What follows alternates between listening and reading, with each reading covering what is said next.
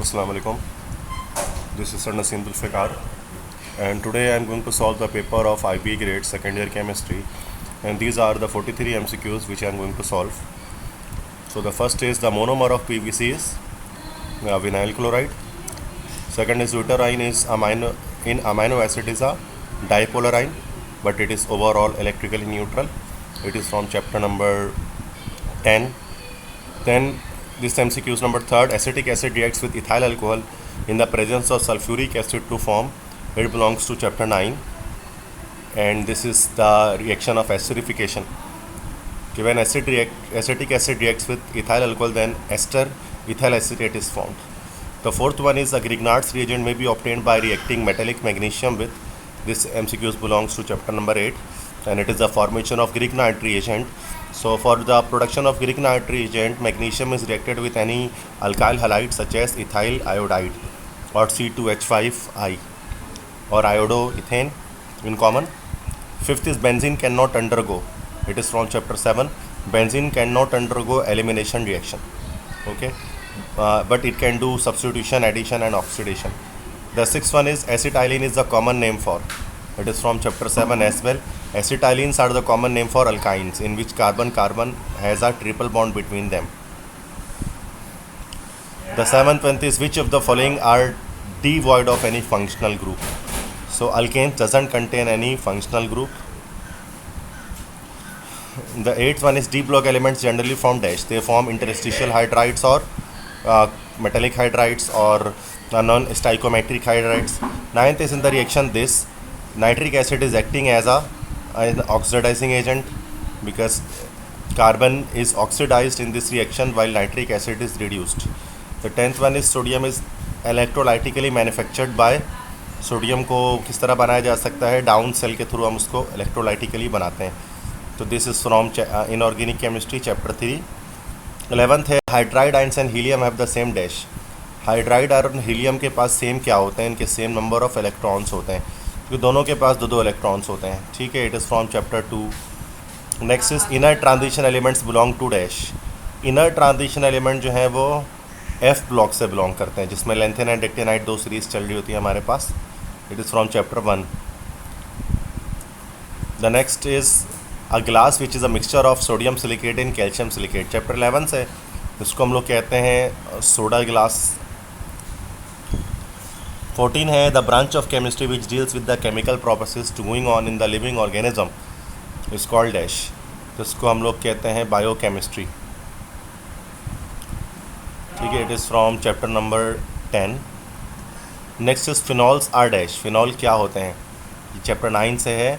तो phenols are stronger acids than alcohol, weaker acids than alcohol, stronger acid than acetic acid, none of this.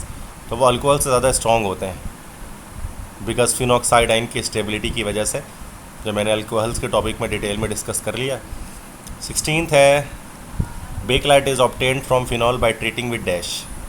Phenol का reaction जब formaldehyde से करते हैं तब बेकलाइट की फॉर्मेशन होती है. 17th है the elimination of hydrogen and halogen atoms from two adjacent carbon atoms in an alkyl halide is called. इसको हम लोग कहते हैं डीहाइड्रो हैलोजिनेशन और इसी को हम लोग बीटा एलिमिनेशन रिएक्शन भी कहते हैं. नेक्स्ट है main source of aromatic compounds is dash. तो एरोमेटिक कंपाउंड का जो मेन सोर्स होता है वो हमारे पास पेट्रोलियम है. जहाँ से एरोमेटिक कंपाउंड्स हमें हासिल होते हैं, सॉरी पेट्रोलियम तो अल्केन्स हासिल होते हैं ना, एरोमेटिक कंपाउंड्स हमें 200 से ज़्यादा कोल टार में से हासिल होते हैं. तो coal tar is the correct answer. 19th है the IUPAC name of compound this is dash. तो अभी कार्बन, डबल बॉन्ड कार्बन, उसके बाद देन हाइड्रोज कार्बन, उसके बाद एक कार्बन इधर और एक कार्बन इधर. तो ये हो जाएगा 1 2 3 3 मिथाइल 1 ब्यूटीन. ये इसका करेक्ट आंसर हो गया. Next is which occurs in nature in a free state. तो फ्री स्टेट में इन चारों में से प्लैटिनम होता है क्योंकि फ्री मेटल है. हापा HgAgPtAu. The reaction Zn plus H2SO4 Zn plus 2H2O plus SO2 H2SO4 acts as यहाँ पर H2SO4 भी ऑक्सीडाइजिंग एजेंट है, इसने जिंक को ऑक्सीडाइज कर दिया. Next is oxalic acid when heated with concentrated sulphuric acid. Chapter 4 से है. ऑक्जेलिक एसिड का जब रिएक्शन करेंगे H2SO4 के साथ तो कार्बन मोनोऑक्साइड और कार्बन डाइऑक्साइड इन दोनों चीज़ों की फॉर्मेशन होगी। 23 है the total number of electrons in the outer shell of P block elements varies from dash.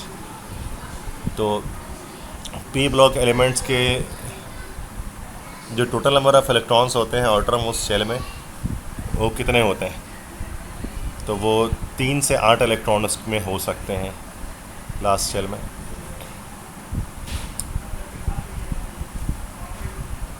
Next is nitrogen has the electronic configuration of, nitrogen की electron 1s2 2s2 2p3 1s2 2s2 2p3 होती है, ये electronic configuration है। जब तो next is laughing gas is dash, laughing gas होता है N2O nitrous oxide. Next is the most abundantly occurring alkali metal in nature is, तो nature में सबसे ज़्यादा जो अल्कली मेटल है वो सोडियम है जो नमक की सूरत में मौजूद है ज़्यादातर। Next is which of the alkali metals has lowest electronegativity value, जिसका सही सबसे ज़्यादा होगा वो सबसे ज़्यादा लोएस्ट इलेक्ट्रोनेगेटिविटी रखेगा, तो सीजियम हो जाएगा answer. Next is the hydrogen bond obtained by the dissociation of molecular hydrogen is called, जिसको हम लोग कहते हैं एटॉमिक हाइड्रोजन, जो नेसेंट हाइड्रोजन के डिसोसिएट होने से बनता है। उसके बाद 29 हैं the most active part in the development of the periodic table was taken, तो सब वो किया था मेंडलीव ने, सबसे मेन काम किया था। 30 है the element of group 1 are generally termed as alkali metals, very simple. 31 है fertilisers that are derived from plants and animals are called, उनको हम लोग कहते हैं नेचुरल फर्टिलाइजर्स। चैप्टर 11 से MCQs है ये फर्टिलाइजर से। नेक्स्ट फिर दोबारा से ये फर्टिलाइजर से, ये चैप्टर 11 से। आर्टिफिशियल और mineral fertiliser generally contain NPK, nitrogen phosphorus या पोटेशियम होता है।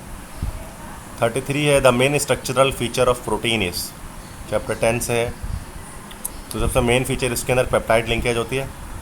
34 है proteins when hydrolysis yield, protein की हाइड्रोलिसिस करने से अमाइनो एसिड हासिल होता है, ठीक है, तो this is from 10 as well.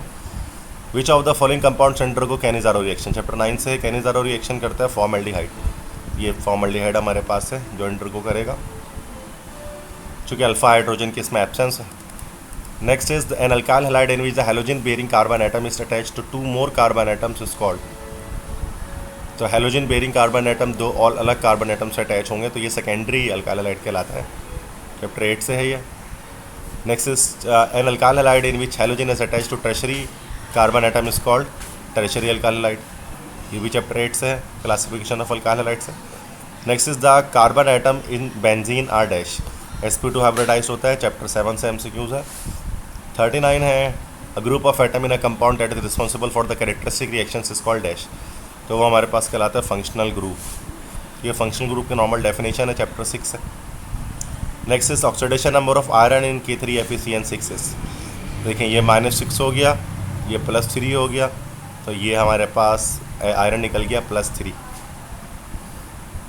Next which of the following statement is not true about sulphuric acid, कि ये एक रिड्यूसिंग एजेंट, तो रिड्यूसिंग एजेंट कभी भी नहीं होता सल्फ्यूरिक एसिड, चैप्टर 4 से ये, वैसे ये रिड्यूस सिलेबस से है चूँकि सल्फ्यूरिक एसिड जो रिड्यूस हो गया।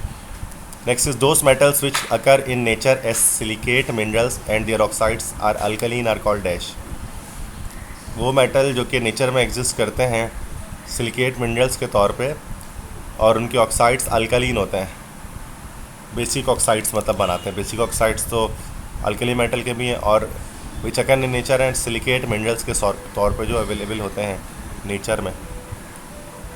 तो अगर हम लिखें सोडियम सिलिकेट और कैल्शियम सिलिकेट भी ऐसे होता है,